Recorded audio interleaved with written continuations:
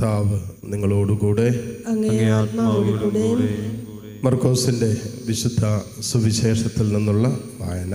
കർത്താവേ, അങ്ങേക്ക് മഹത്വം. അധ്യായം 4, 35 മുതൽ 41 വരെയുള്ള തിരുവചനങ്ങൾ. അന്ന് സായാഹ്നമായപ്പോൾ അവൻ അവരോട് പറഞ്ഞു, നമുക്ക് അക്കരയ്ക്ക് പോകാം.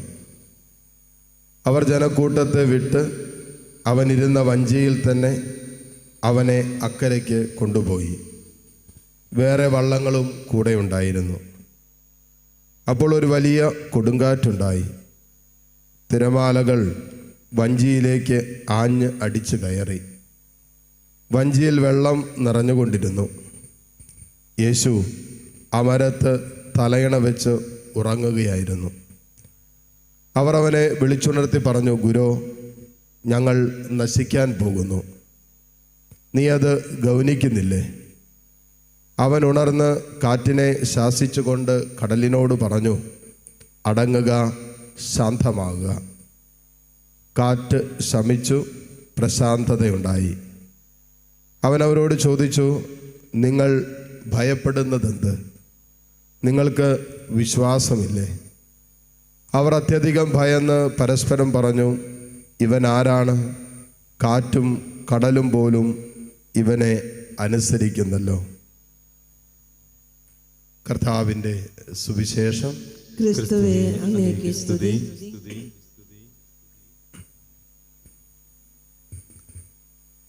മിശിഹായിൽ ഏറ്റവും സ്നേഹമുള്ള മാതാപിതാക്കളെ, സഹോദരി സഹോദരങ്ങളെ, കുഞ്ഞുമക്കളെ,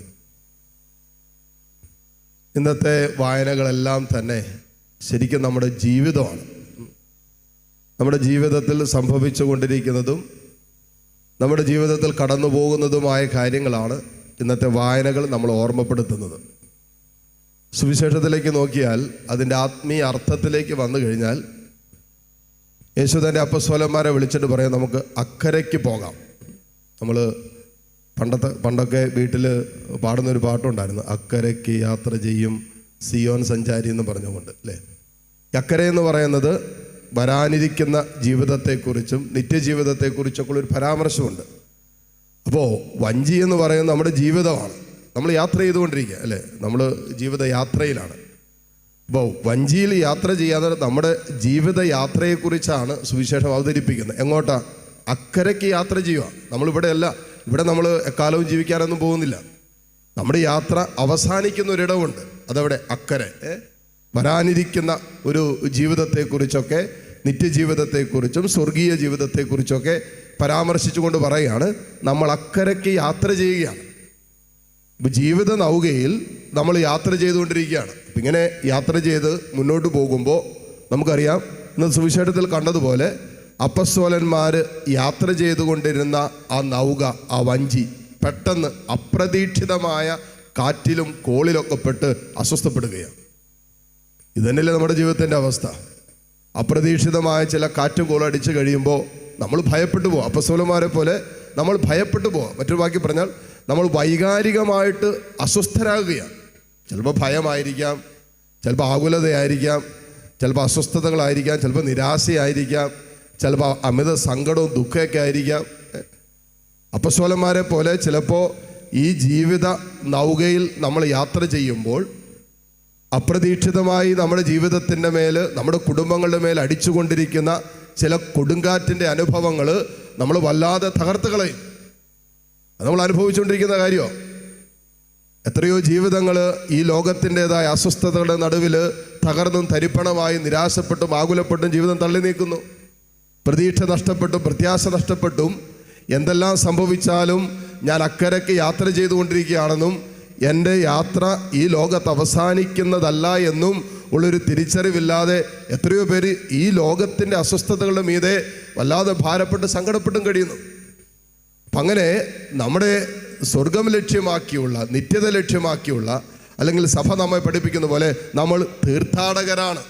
ഈ ലോക ജീവിതം തീർത്ഥാടനത്തിലാണ്.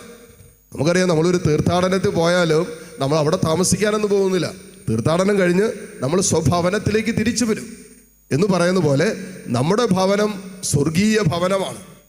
സ്വർഗത്തിൽ നിന്നും വന്നും സ്വർഗത്തിലേക്ക് തിരിച്ചു പോകേണ്ടവരാണ് നമ്മൾ. അങ്ങനെ സ്വർഗീയ ഭവനത്തിലേക്ക് യാത്ര ചെയ്യുന്ന നമ്മൾ ഈ ലോക ജീവിത നൗകയിൽ യാത്ര ചെയ്യുമ്പോൾ അത് ആടിയുലയാൻ സാധ്യതയുണ്ട്. പ്രലോഭനത്തിൻ്റെ, പ്രതിസന്ധികളുടെ, സഹനങ്ങളുടെ കൊടുങ്കാറ്റ് അപ്രതീക്ഷിതമായി അടിക്കാൻ സാധ്യതയുണ്ട്. നനച്ചിരിക്കാത്ത സമയത്ത് ജീവിതത്തെ തകർത്ത് കളയുന്ന മരണതുല്യമായ ജീവിതത്തിൻ്റെ അനുഭവങ്ങളിലൂടെ, കൊടുങ്കാറ്റ് അനുഭവങ്ങളിലൂടെ ഒക്കെ കടന്നു പോകേണ്ടി വരും. അത് അനുദിന ജീവിതത്തിൻ്റെ യാഥാർത്ഥ്യമാണ്, ഒരു മനുഷ്യ ജീവിതത്തിൻ്റെ യാഥാർത്ഥ്യമാണ്. അപ്പോൾ അങ്ങനെ കടന്നു പോകുമ്പോൾ ഈ പ്രയാസങ്ങളെയും പ്രതിസന്ധികളെയും അതിജീവിക്കാൻ കർത്താവ് നമുക്ക് തന്നിരിക്കുന്ന ഏറ്റവും വലിയ കരുത്താണ് വിശ്വാസത്തിൻ്റെ കരുത്ത്. അതുകൊണ്ടാണ് യേശു എഴുന്നേറ്റിട്ട് അവരോട് ചോദിച്ചൊരു ചോദ്യം, നിങ്ങൾ എന്തിനു ഭയപ്പെടുന്നു? നിങ്ങളുടെ വിശ്വാസം എവിടെ? അവർ ഭയപ്പെട്ടത്, ഈ പ്രശ്നങ്ങളുടെ നടുവിൽ അവർ ഭയപ്പെട്ടതും അസ്വസ്ഥരായതും പ്രതിസന്ധികളുടെ നടുവിൽ അവർ തകർന്നു പോകാൻ കാരണമായതും വല്ലാതെ അവരുടെ മനസ്സും ഹൃദയമൊക്കെ ആടിയുലയാൻ, വഞ്ചി ആടിയുലയുന്ന സമയത്ത് അവരുടെ ജീവിതവും അവരുടെ മനസ്സും അവരുടെ വൈകാരികതയൊക്കെ ആടിയുലയാനുള്ള കാരണം എന്താ? ഒരു വിശ്വാസമില്ലായിരുന്നുകൊണ്ട്, അല്ലെങ്കിൽ വിശ്വാസം കുറഞ്ഞു പോയതുകൊണ്ടാണ്. ഇത്രയൊക്കെ ആടിയുലഞ്ഞിട്ടും യേശു അവിടെ സുഖമായിട്ട് കിടന്നുറങ്ങിയില്ലേ? നമ്മുടെ മനസ്സിനെ, ജീവിതത്തെ പിടിച്ചുലയ്ക്കുന്ന അനുഭവങ്ങളിലൂടെ കടന്നു പോകും. നമുക്ക് എത്ര പേർക്ക് ഉറങ്ങാൻ പറ്റും? നമുക്ക് എത്ര പേർക്ക് മനസ്സൊന്ന് ശാന്തമാക്കാൻ പറ്റും? നമുക്കൊന്ന് സ്വസ്ഥമായിട്ട് ജീവിതത്തെ കൊണ്ടുപോകാൻ പറ്റും? പല രാത്രിയുടെ യാമങ്ങളിൽ ഉറക്കം നഷ്ടപ്പെടാൻ ചെറിയ കാരണം മതി. ഒരു പരീക്ഷയെ തോറ്റാൽ മതി. എന്തെങ്കിലുമൊക്കെ ചില കാര്യങ്ങൾ പ്രതി വീട്ടിൽ അസ്വസ്ഥതകളുണ്ടായി, അത് നമ്മുടെ മനസ്സിൻ്റെ സ്വസ്ഥത നഷ്ടപ്പെടാം. മക്കളെ ഓർത്തുള്ള ചില അസ്വസ്ഥതകൾ, ജീവിത പങ്കാളി, കുടുംബാംഗങ്ങൾ, കുടുംബത്തിൻ്റെ വരുമാന മാർഗങ്ങൾ, ജോലി, എന്തെങ്കിലുമൊക്കെ തടസ്സങ്ങളൊക്കെ നേരിട്ട് പിന്നെ വല്ലാത്ത മാനസിക സംഘർഷത്തിലൂടെയാണ് കടന്നു പോകുന്നത്. ഇവിടെ ഇത്രയൊക്കെ കൊടുങ്കാറ്റടിച്ചിട്ടും ഇത്രയൊക്കെ തോടി ആടി ഉലയാൻ തുടങ്ങിയിട്ടും വചനം പറയാണ്, യേശു അമരത്ത് തലയണ വെച്ച് ശാന്തമായിട്ടുറങ്ങി. അതിന് കാരണം എന്താണെന്നറിയോ? ദൈവത്തിന്, ഈശോയ്ക്ക് പിതാവുമായിട്ടുണ്ടായിരുന്ന ഒരു ഐക്യമാണ്, സ്നേഹത്തിൻ്റെ ഐക്യം. അപ്പോൾ യേശു എഴുന്നേറ്റിട്ട് പറഞ്ഞൊരു കാര്യമാണ്, നിങ്ങൾ എന്തിനു ഭയപ്പെടുന്നു? നിങ്ങളുടെ വിശ്വാസം എവിടെ? ഈ ലോക ജീവിത യാത്രയിൽ നമ്മൾ യാത്ര ചെയ്യുമ്പോൾ വിശ്വാസത്തിൻ്റെ, മോശ യാത്ര ചെയ്തപ്പോൾ വിശ്വാസത്തിൻ്റെ വടി കയ്യിലുണ്ടായിരുന്നെന്ന് പറഞ്ഞ പോലെ വിശ്വാസത്തിൻ്റെ കരുത്തെടുത്തുകൊണ്ട് യാത്ര ചെയ്താൽ മാത്രമേ അനുദിന ജീവിതത്തിൽ നമുക്കുണ്ടാകുന്ന പ്രതിസന്ധികളെ, അസ്വസ്ഥതകളെ തരണം ചെയ്ത് നമുക്ക് മുന്നോട്ട് പോകാൻ പറ്റും.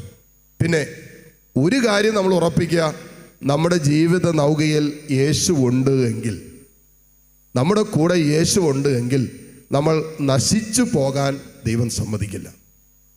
ഈ അപ്പസ്വലന്മാരുടെ കൂടെ ആ വഞ്ചിയിൽ യേശുവിൻ്റെ സാന്നിധ്യം ഉണ്ടായത് കൊണ്ടാണല്ലോ അവർ നശിച്ചു പോകാതിരുന്നത്.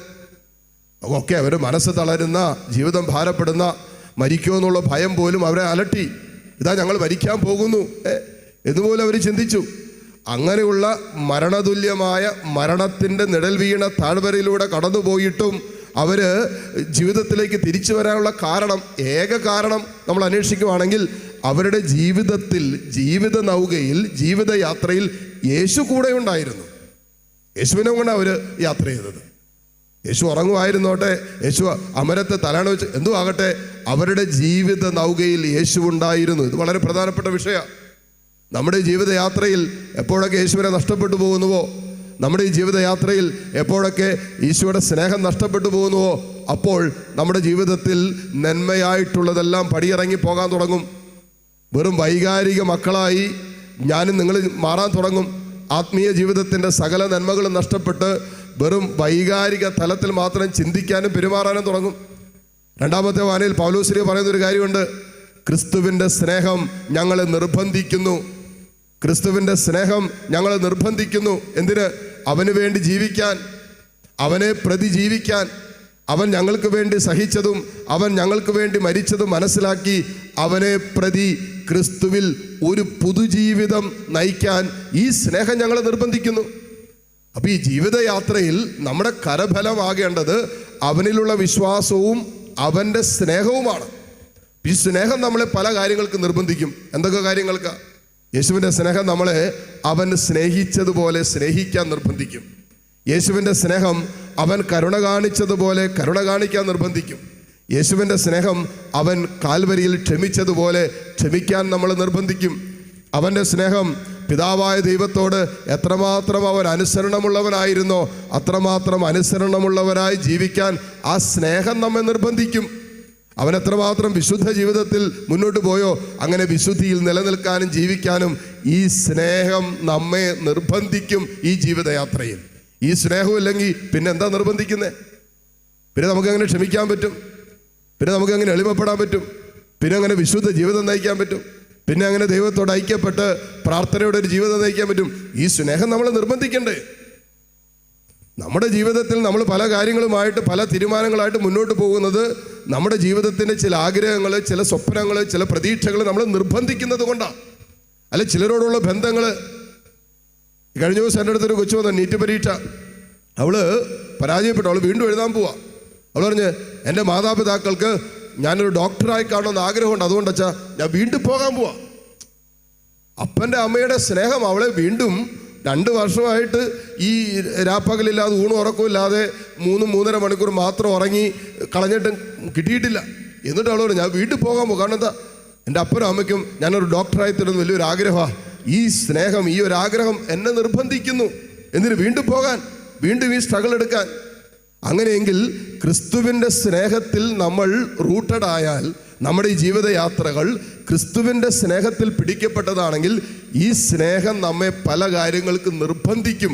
അതിലൊന്ന് വിശുദ്ധ ജീവിതത്തിനായി നമ്മെ നിർബന്ധിക്കും. ക്ഷമിക്കാനും സ്നേഹിക്കാനും ഈ സ്നേഹം നമ്മെ നിർബന്ധിക്കും. നമ്മൾ വിട്ടുകൊടുക്കും. അപ്പോൾ കുടുംബത്തിൽ സ്നേഹവും സമാധാനവും ഒക്കെ നിറയണമെങ്കിൽ വിട്ടുകൊടുക്കാനും എളിമപ്പെടാനും സ്വാർത്ഥ സ്നേഹത്തിൽ നിന്നും നിസ്വാർത്ഥമായ സ്നേഹത്തിലേക്ക് നമ്മൾ രൂപാന്തരപ്പെടേണ്ടതുണ്ട്. ഈ രൂപാന്തരീകരണം സംഭവിക്കുന്നത്, ഈ ട്രാൻസ്ഫോർമേഷൻ സംഭവിക്കുന്നത് ക്രിസ്തുവിൻ്റെ സ്നേഹം നിറയുമ്പോഴാണ്. ക്രിസ്തുവിൻ്റെ സ്നേഹത്തിൻ്റെ പ്രത്യേകത എന്താ? എല്ലാം വിട്ടുകൊടുത്ത സ്നേഹമാണ്, പൂർണ്ണമായി സമർപ്പിച്ച സ്നേഹമാണ്. ഈ സ്നേഹം നമ്മുടെ കുടുംബങ്ങളിൽ, കുടുംബ ബന്ധങ്ങളിൽ, ദാമ്പത്യ ബന്ധങ്ങളിൽ നിറഞ്ഞു കഴിഞ്ഞാൽ ആ കുടുംബത്തിൽ സമാധാനം ഉണ്ടാവില്ലേ? ആ കുടുംബത്തിൽ സന്തോഷം ഉണ്ടാകിയാലേ? ഇതെങ്ങനെ? നമ്മൾ പിടിച്ച കാര്യങ്ങൾ, നമ്മുടെ നിർബന്ധ ബുദ്ധി, നമ്മുടെ തീരുമാനങ്ങൾ, നമ്മൾ വിട്ടുവീഴ്ചയ്ക്കോ നമ്മൾ എളിമപ്പെടാനോ ഒന്നും തയ്യാറാകാത്തതുകൊണ്ട് നമ്മുടെ കുടുംബത്തിൽ സമാധാനമില്ല. എപ്പോഴും ടെൻഷനാണ്, എപ്പോഴും അസ്വസ്ഥതയാണ്, എപ്പോഴും മാനസിക സംഘർഷങ്ങളും സ്വസ്ഥതക്കേടും നമ്മുടെ കുടുംബങ്ങളെ ഭരിച്ചുകൊണ്ടിരിക്കുക. അതെന്താ? കുടുംബാംഗങ്ങളിൽ ഈ നിസ്വാർത്ഥമായ സ്നേഹം താൽ പിടിക്കപ്പെടാത്തത് കൊണ്ട് സ്വാർത്ഥ സ്നേഹമാണ് നിർബന്ധിച്ചുകൊണ്ടിരിക്കുന്നത്. എൻ്റെ ഇഷ്ടം, എൻ്റെ ആഗ്രഹം, എൻ്റെ സന്തോഷം, അതിനപ്പുറത്തേക്ക് ചിന്തിക്കാൻ പറ്റുന്നില്ല, അതിനപ്പുറത്തേക്ക് ആലോചിക്കാൻ പറ്റാത്ത രീതിയിൽ മനസ്സ് സങ്കുചിതമായിട്ട്, സ്നേഹം സങ്കുചിതമായി നിൽക്കുക. അതുകൊണ്ടാണ് ക്രിസ്തുവിൻ്റെ സ്നേഹത്തിൻ്റെ പ്രത്യേകത എല്ലാവരെയും ചേർത്ത് പിടിക്കുന്ന സ്നേഹം, ഓൾ എൻകംപാസിംഗ് ലവ്, നിസ്വാർത്ഥമായ സ്നേഹം, അൺകണ്ടീഷണൽ ലവ്. ഈ സ്നേഹം നമ്മളെ നിർബന്ധിക്കാൻ തുടങ്ങുമ്പോൾ നമ്മളെല്ലാവരെയും സ്നേഹിക്കാൻ തുടങ്ങും. അപ്പം അതിനകത്ത് നമ്മളെ വേദനിപ്പിച്ചവരുണ്ടാകും, മുറിപ്പെടുത്തിയവരുണ്ടാകും, നമുക്കെതിരെ കേസ് കൊടുത്തവരുണ്ടാകും, നമ്മളെ കളിയാക്കിയവരുണ്ടാകും, പരിഹസിച്ചവരുണ്ടാകും, നമ്മുടെ പേരിനെ കളങ്കം വരുത്തിയവരുണ്ടാകും. എല്ലാവരെയും സ്നേഹിക്കാൻ പറ്റുന്ന ഒരു സ്നേഹത്തിൻ്റെ നിർബന്ധനം നമ്മുടെ ജീവിതത്തിൽ വരുന്നത് ക്രിസ്തുവിൻ്റെ സ്നേഹത്താൽ നയിക്കപ്പെടുന്ന ഒരു ജീവിതം നയിക്കാൻ തുടങ്ങുമ്പോഴാണ്. അപ്പോൾ ഈ സ്നേഹത്തിലും അവനിലുള്ള വിശ്വാസത്തിലും ഊന്നിയുള്ള ഒരു ജീവിതയാത്ര നമ്മൾ മുന്നോട്ട് പോകുമ്പോൾ ജീവിതയാത്രകളിലുണ്ടാകുന്ന അസ്വസ്ഥതകളെ, പ്രതിസന്ധികളെ, സഹനങ്ങളെ, കൊടുങ്കാറ്റിൻ്റെ അനുഭവങ്ങളെ, നമ്മളെ തകർത്ത് തരിപ്പണമാക്കുന്ന ജീവിത അനുഭവങ്ങളുടെ മീതെ നമ്മൾ പുറത്തു വരികയും ആ വിശ്വാസത്തിലും ആ സ്നേഹത്തിലും നമ്മുടെ ഈ ജീവിതയാത്ര മുന്നോട്ട് പോയി നമ്മൾ എത്തിച്ചേരേണ്ട നമ്മുടെ സ്വർഗീയ ഭവനത്തിൽ അതെത്തിക്കുകയും ചെയ്യും. അതല്ല എങ്കിൽ പാതി വഴിക്ക് നമ്മളെല്ലാം ഉപേക്ഷിക്കും, പാതി വഴിക്ക് നമ്മളെല്ലാം അവസാനിപ്പിക്കും. പല ബന്ധങ്ങൾ പാതി വഴിക്ക് ഉപേക്ഷിക്കാൻ നമ്മൾ കണ്ടിട്ടുണ്ട്. പല ജീവിതത്തിൻ്റെ തീരുമാനങ്ങൾ പാതി വഴിക്ക് ഉപേക്ഷിക്കാൻ നമ്മൾ കണ്ടിട്ടുണ്ട്. അച്ഛാ എനിക്ക് പറ്റണില്ല, അച്ഛാ ഞാൻ പരിശ്രമിച്ചു, കുറേ കുമ്പസാരിച്ചു, കുറേ പ്രാർത്ഥിച്ചു, എനിക്ക് പറ്റണില്ല, അതുകൊണ്ട് ഞാൻ അവസാനിപ്പിക്കുക എൻ്റെ വിശുദ്ധ ജീവിതം. ഞാൻ കുറേയൊക്കെ സഹിക്കുകയോ ക്ഷമിക്കുകയൊക്കെ ചെയ്ത അച്ഛാ എനിക്കിനി പറ്റണില്ല, ഈ ദാമ്പത്യം ഞാൻ അങ്ങോട്ട് അവസാനിപ്പിക്കുക. കുറേയൊക്കെ ഞാൻ കടിച്ചു പിടിച്ചൊക്കെ നോക്കി, മുന്നോട്ട് പോകാൻ പറ്റണില്ല, അതുകൊണ്ട് ഇപ്പോൾ പോയിക്കൊണ്ടിരിക്കുന്ന വഴികളെ ഞാൻ അവസാനിപ്പിക്കുക. കണ്ട് പലതും പാതി വഴിക്ക് ഉപേക്ഷിക്കാനുള്ള കാരണം എന്താ? ഈ പരിശുദ്ധമായ സ്നേഹത്താൽ നിർബന്ധിതമാണെങ്കിൽ നമ്മുടെ നിത്യരക്ഷയിലേക്കുള്ള, ആത്മരക്ഷയിലേക്കുള്ള നമ്മുടെ യാത്രയിൽ നമ്മൾ ലക്ഷ്യസ്ഥാനത്തെത്തുവോളം ഈ സ്നേഹവും അവനിലുള്ള വിശ്വാസവും നമ്മെ കൈപിടിച്ച് നടത്തും. നമ്മളെങ്ങും വീണു പോകാതെ ലോകത്തിൻ്റെ ജഡത്തിൻ്റെ പൈശാചികതയുടെ സ്വാധീനയ്ക്ക് അടിമപ്പെടാതെ നിത്യരക്ഷയിലേക്ക് നിത്യജീവനിലേക്കുള്ള നമ്മുടെ ലക്ഷ്യം, അക്കരയ്ക്ക് ലക്ഷ്യം വെച്ചുകൊണ്ട് യാത്ര ചെയ്യുന്ന ഒരു സിയോൻ സഞ്ചാരിയാണ്. സ്വർഗീയ സിയോനിലേക്ക് നമ്മൾ യാത്ര ചെയ്തുകൊണ്ടിരിക്കുകയാണ്. ഈ ലക്ഷ്യമെന്ന് നമുക്ക് ബോധ്യമായിട്ട് മനസ്സിൽ തരുന്നത് ഈ സ്നേഹത്താലും അവനിലുള്ള വിശ്വാസത്താലും നിറയപ്പെടുമ്പോഴാണ്. അതുകൊണ്ട് നമ്മുടെ അനുദിന ജീവിതം കർത്താവിൻ്റെ സ്നേഹത്തിലും അവനിലുള്ള വിശ്വാസത്തിലും പുനഃപ്രതിഷ്ഠിച്ചുകൊണ്ട് നമ്മുടെ അനുദിന ജീവിതത്തിലുണ്ടാകുന്ന എല്ലാ പ്രതിസന്ധികളെയും അസ്വസ്ഥതകളെയും കൊടുങ്കാറ്റിൻ്റെ അനുഭവങ്ങളിൽ അവനെ വിളിച്ചുണർത്തി അവൻ കാറ്റിനെയും കടലിനെയും ശാസിക്കുമ്പോൾ അവനുള്ള വിശ്വാസത്തിൽ മുന്നോട്ട് പോകാനുള്ള ധൈര്യം പരിശുദ്ധാത്മാവ് നമുക്ക് തരട്ടെ. ആ ധൈര്യത്തിനായി ഈ ബലിയിലൂടെ പ്രാർത്ഥിക്കുകയും യാചിക്കുകയും ചെയ്യാം. ആമേൻ.